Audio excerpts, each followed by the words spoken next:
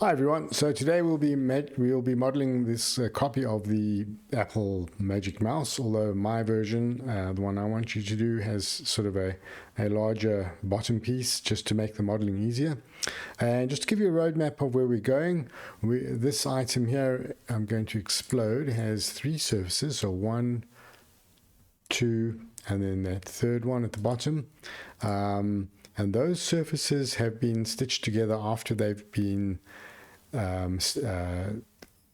trimmed. Okay, so just to show you how this works, the basic idea behind successful modeling, especially of this nature, is that you start off with surfaces which are much larger than what you need.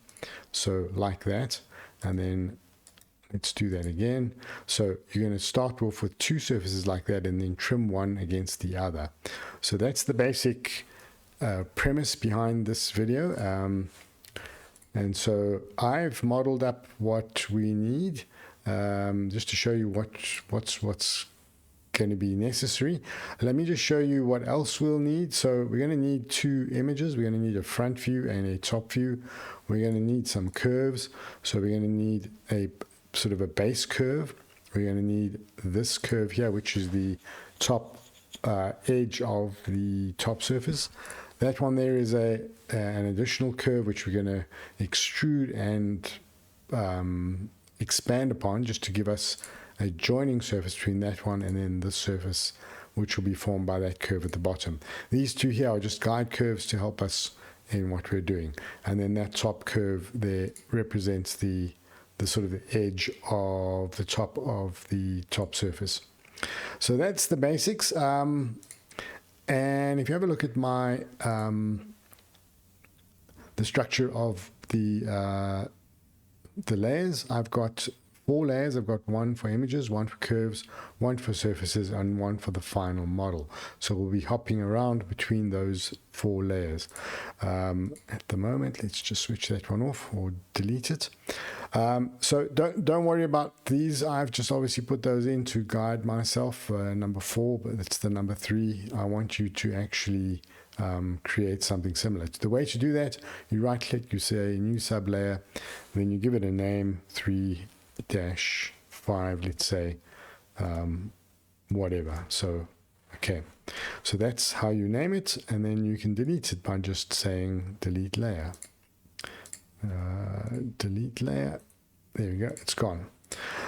Right, I'm going to be hopping about between views by using shortcuts, so I will not be using these so much because I've got some aliases set up. So I just hit the Z or the T or the F to swap views. So if I go a little bit fast there, that's just because I need to speed up the video. I will show you in another video how to set up your own aliases. So let's go to the top view, and we're going to go to the images layer by clicking like this to make sure that whatever images we bring in are on the top view. But before we do that, so I'm going to go back to the top layer. I want this square, which is the sort of the outline of my footprint. So that's 113 by 57. The way I got that is, first of all, I placed a point in the center of the 2 axes. You select single point, you type in 0, you hit enter, and then your point appears exactly at the origin. Now, Rhino doesn't do that automatically. You have to put it in yourself. It's very easy though, as you see. And the way to lock it is, once you've got it selected, go to this button here, lock objects, or there is a shortcut, mine is Control D. I think that's the standard, but I'm not sure. I'll confirm that. So I've got 2 points there. I'm going to delete that one. That point that you see at the moment is locked. The reason it's grayed out is because I've set my system up to make sure that locked objects are grayed out. But because it's grayed out or locked, it doesn't mean that it's not accessible. It's just that I can't move it about. So let's go to the rectangle from center command, and this is where I can get my snap to go to that point, and I'm going to drag out a circle without clicking. And because we want this to be exact, I'm going to type in the two figures, 113, and I have to divide it by 2 because we're going up and down, left and right, and then comma to get the next dimension, which is 57, also divided by 2. And there we go. There we have that rectangle. So I would lock this, Control D, as you see. I'm going to backtrack because I've got one in there already. So back to images as the active layer. The way to get a picture in here is to type in picture. So PI, it's pretty much all you have to do because the rest appears, and then you hit enter and then navigate to where your images are. I can send you these if you want. I've got these off the website, Apple's website, and then I've drawn my own as well. So this one I know is going to come in the wrong orientation, so I'm not really worried about where I start. So I'm just going to click to this end, drag it out roughly. Okay, and then I'm going to select that image, and with the gumball I will rotate here and hit the shift key to get to get it to snap. So I've put in the keyboard and mouse tracker on the left hand side so you can see which commands which mouse and keyboard commands I'm using. I'm going to drag this image across and place it roughly in the center, and then I'm going to scale it using one of these scaling buttons and holding the shift button down so that it scales equally. So I'm just getting it to scale roughly top to bottom, and then I can maneuver it by hitting the arrow keys to get it into place. Okay, so that might be a little bit large. I'll hold this down and just see if I can get it to come down a little bit. It's good enough. Now that it's in place, is great, but I don't want it to be on my construction plane so that to make sure it doesn't interfere with my actual modeling. So I'm going to drag it down a little bit and then go back to the top view. And I want to do one other thing before I go to the next image, is I want to change the transparency. So go to your properties button on the left hand side, select this material paint tube, and with that item selected, you'll see that it tells you what image you have in here. The third column at the bottom has a color mask option. You can mask which parts you don't want. Won't work very well at the moment, but I'll show you how it works.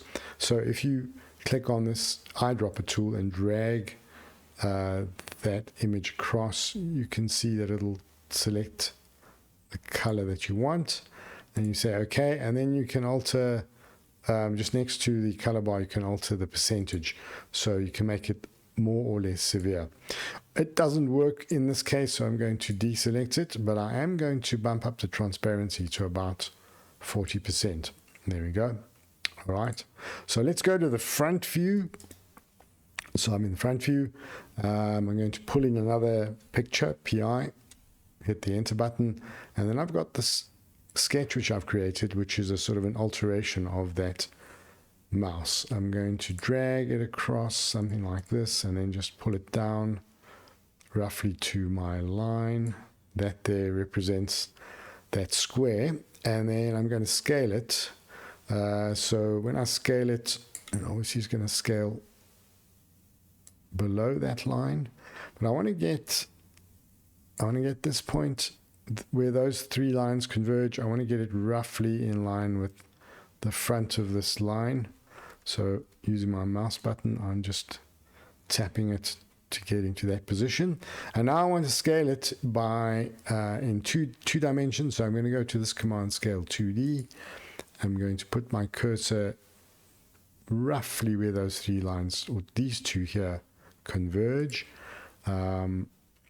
Drag this across, hold the shift button down so that I get the equivalent point but in the horizontal, like that, and then I'm going to scale it up or down to this line here. It's not quite going to do it, is it? Let's do that again. So this time I'm going to go from that point. Tell you what would be better is if we got this down. There we go. So now I'm placing my sketch sort of so that the line I'm going to draw is going to correspond with this bottom line or scaling line. So with that in place, let's do that again.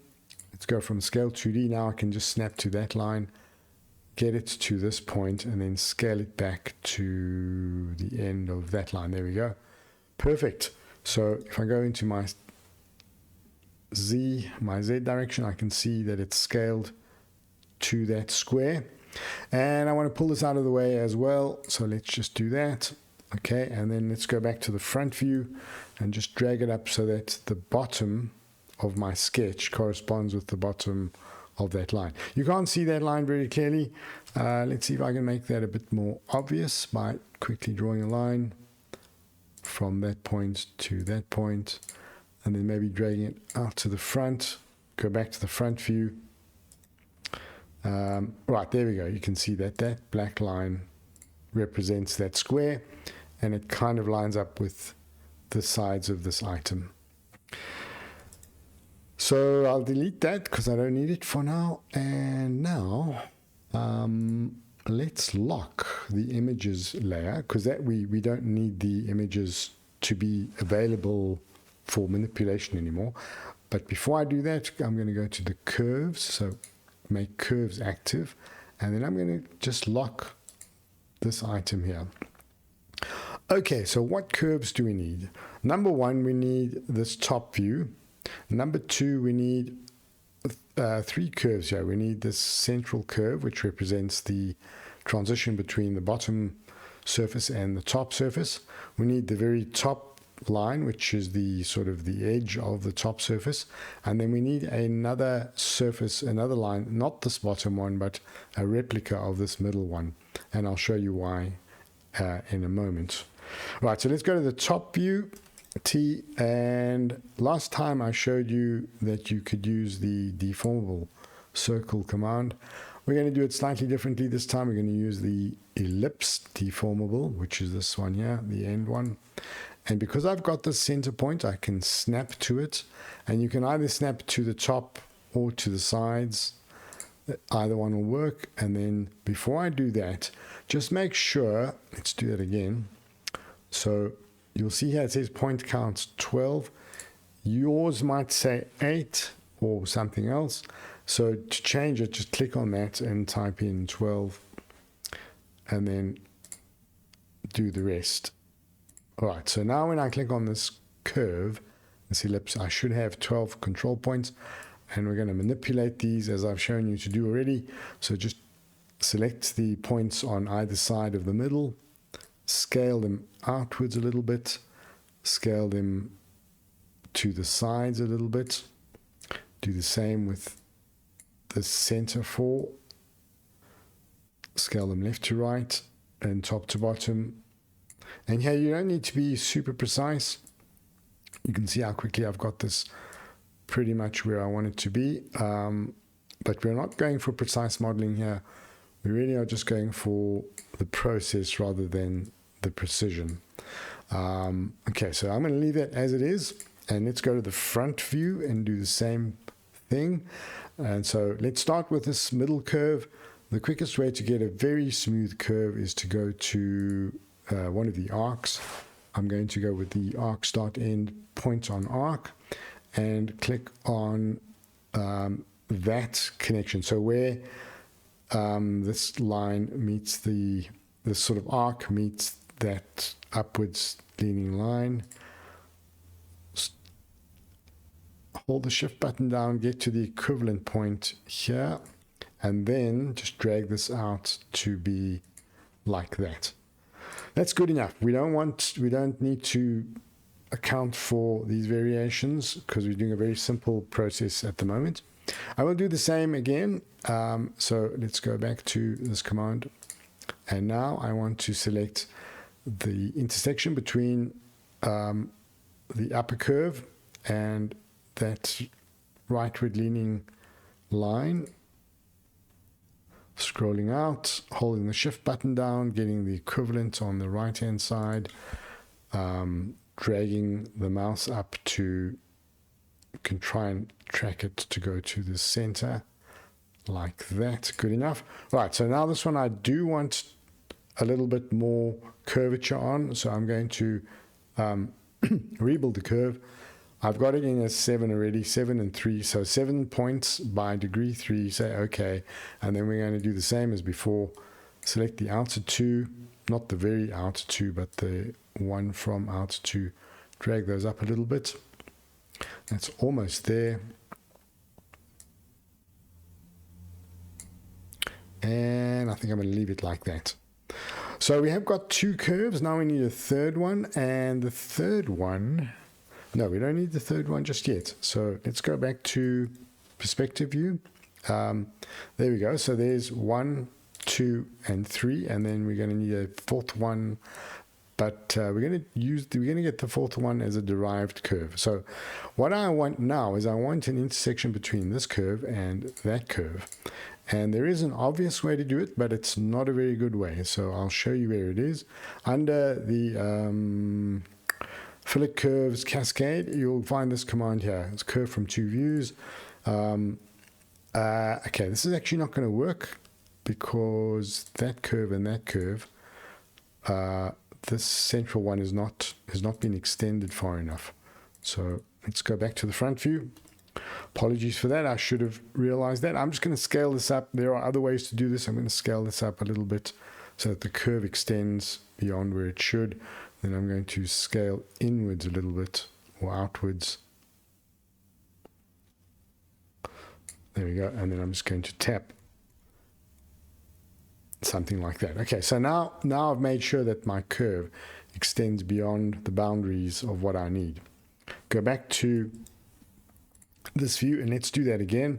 So it's select these 2 curves, or you can go to the command first and then curve from 2 views. That looks great until you click on it and you see how many control points it has. That's going to be a nightmare to control, and that's going to give us a surface full of hundreds of isocurves, which we don't want. So we want a very simple curve. We really want that curve in that configuration with just this number of points. The way to do that is to extrude this very simple curve, which has got just 3 points. So to extrude it, click on that little central round button, the extrude button, drag it out. Now I'm going to hold the shift button down afterwards to make sure I get the curve extruding both sides. Extrude it out a bit further than what you need, and there we go. Magic. Okay, so now I want to pull this curve or get it to project onto this surface. There are 2 ways of doing it. There is the project curves, and then if you hold the cascade button down, there is this pull curve or control points. This one here is better in terms of accuracy, but in this case it's actually not going to help because it's going to put a larger curve on the surface than what we need. So use the first one, click on the curve, enter, click on the surface and enter, and there we go. We've got a curve.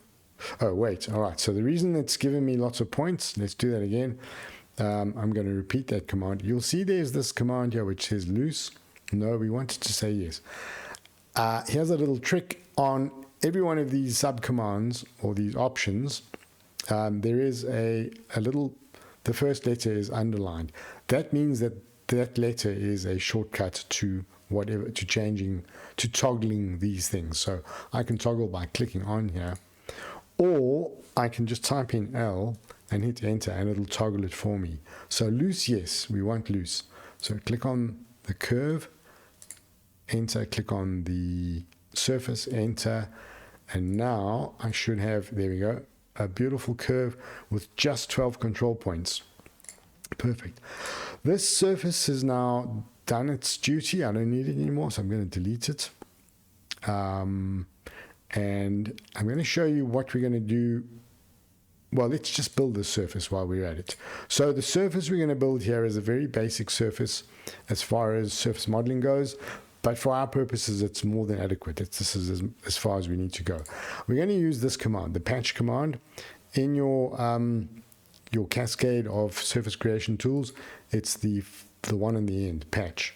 Okay, so patch tool. With the patch tool, you select 1, 2 curves or as many as you have and points if you want, and you right click, Then you'll get the options button. This, I think, normally has 3 and 3. As far as I can tell, this is going to give me the best option. Let's just do 4 and 4. We're going to leave everything else as it is and do preview. And you'll see that in the preview, you get kind of a bump in the middle, which is fine if that's what you want. But if you want to smooth it out a bit, we'll double the U-span curves. That's the ones going in this direction. So not the longitudinal ones, the latitudinal or the crosswise ones. Preview, you'll see that's evened it out a little bit.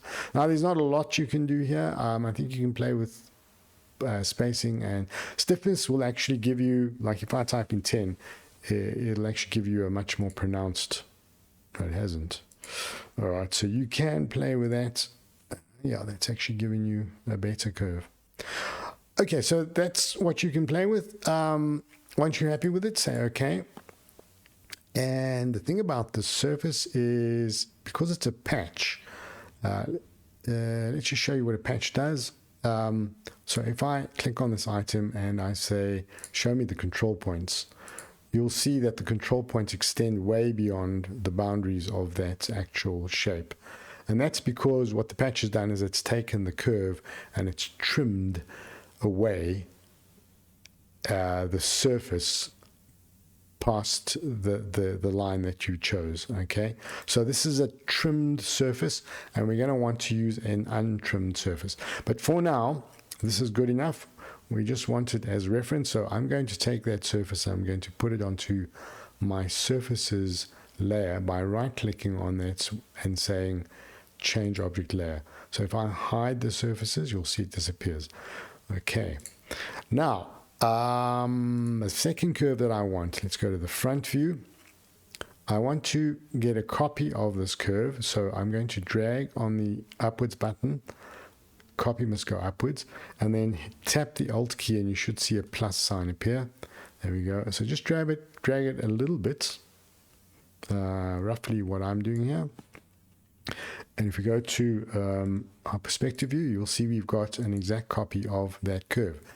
I want that to be expanded a little bit, so let's go back to the front view, and I'm going to draw in a line to copy this angled line, which gives us an idea of how one surface goes into another.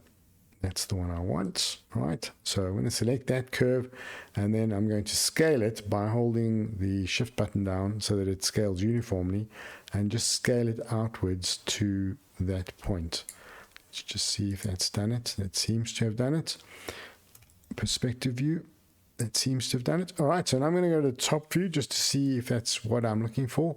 And you can see here, in fact, I'm going to switch off the images button for now so that this is more visible. This is scaled a little bit more on the outer edges than on the top to bottom ones, the left to right.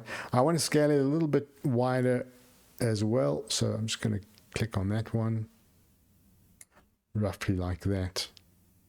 Okay, good enough. Now, go back to front view, and I want to extrude this, and I want to give it an angle which echoes this angle here. So let's extrude it by clicking on this middle round button, dragging it out a little way. And you can see now it's extruded the item, but it's also left the top line selected. So with that top line selected, I can hold the shift button down again, and I can drag, scale the top of that surface so that it roughly meets, there we go, do it a little bit more, roughly meets where this line indicates an angle. Let's go to the perspective view. So you can see it's giving me a kind of a flared out surface, and that's to give us a guide to connect this surface to what will become the bottom surface. So far so good. I'm going to place that one as well on my surfaces layer, change object layer, and it disappears. Now I want this bottom surface, as you see indicated by the gray line. I'm going to go to the top view to get that in place.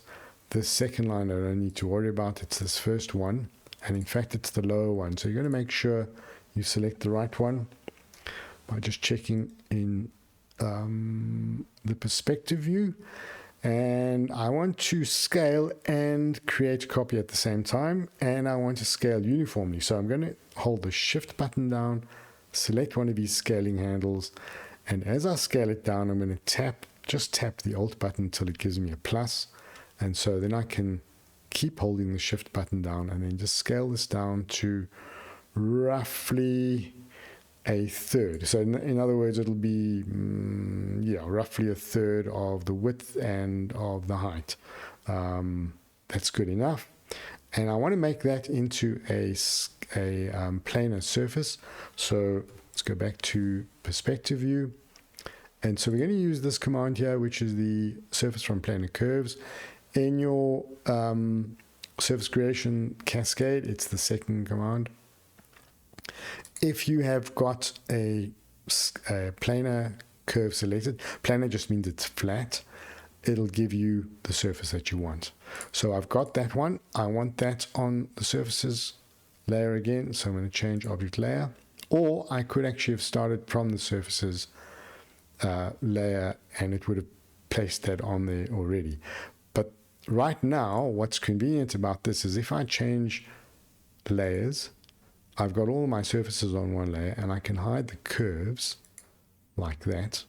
And so I've got everything available to me.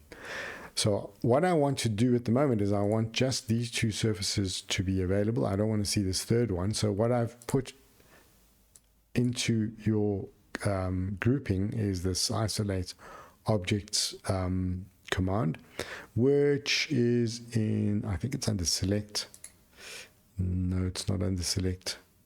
I forget where it is, but never mind, it's on here. So with those two, I'm going to left click and it'll make whatever else is on the layer disappear.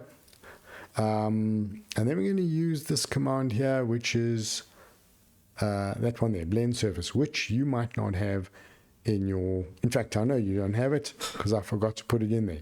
So I will show you how to grab a command and put it into any of your groupings with the grouping command, with the grouping selected, open. So that one there, let's go to surface tools, and under surface tools, you'll see all the tools that you would normally see on the left-hand side.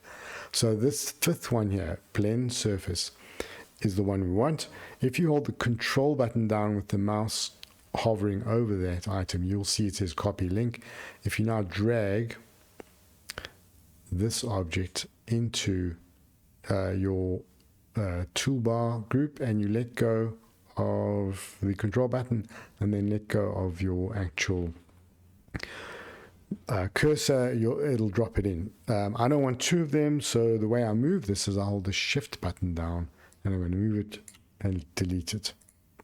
All right, so that's the one we want. We want blend surface. With blend surface, you simply need to select the edges. So make sure you don't select the top edge. That's not a good edge. We want to select the right edges, the correct edges. So we want to select the lower edge of this kind of torus.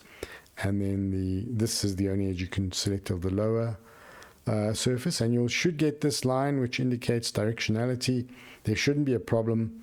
I mean, there can't really be on this in this case, but if there is, I'll try and help you solve it. Then we hit enter, and from the enter button you can see that we have this adjust surface blend options dialog box. I want to go to the front view first, and just to show you how this works, these two sliders here allow you to get the different sides of the curve to go closer or further away from the origin point. So the top one will make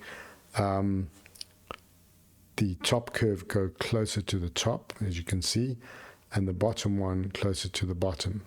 Or if I go in the opposite direction, I can get a bulge, or I can get something sharp like that.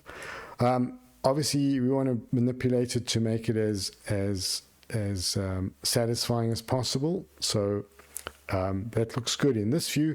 Let's go to the front, is it the front view? No, the right view. Right view. Okay, so in this view, it's not looking as good. I need to make that one curve in a bit more. Right, so that's I'm happy with that. That's what I'm aiming at. These other buttons allow you, like I'll just show you, if they're both at position, you'll get a straight line. Tangency, remember what tangency does, and then curvature is what we really want.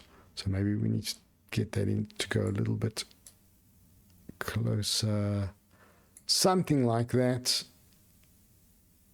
Yeah, all right. Let's have a look in this view. Okay, so now if you're looking carefully, you'll see that you're getting a little bit of a bite out of this apple. It's not the most satisfactory surface. So this is the problem with this process that I'm giving you, is it's not giving you the most ideal surfaces, but for now it's just good enough to understand how these work, and in many cases this will give you a good enough result. Just in this one we actually need more sophisticated modeling, which we'll do in the next video or the next lesson.